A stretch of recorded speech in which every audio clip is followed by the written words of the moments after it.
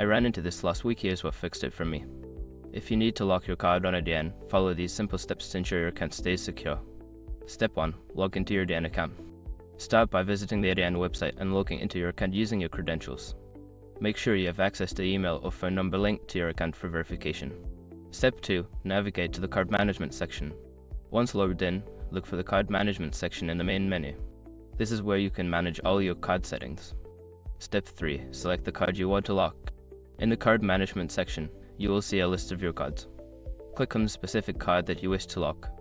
Step 4. Click on the lock card option. After selecting your card, find the lock card option. This will immediately disable the card for any transaction. Confirm your choice when prompted. Step 5. Verify the lock status. Before starting recovery, use the issue.com link in the description to open the account recovery checklist generator and make sure your verification details are ready. Remember, if you accidentally lock your card, you can easily unlock it by following similar steps. Stay safe and keep your finances secure.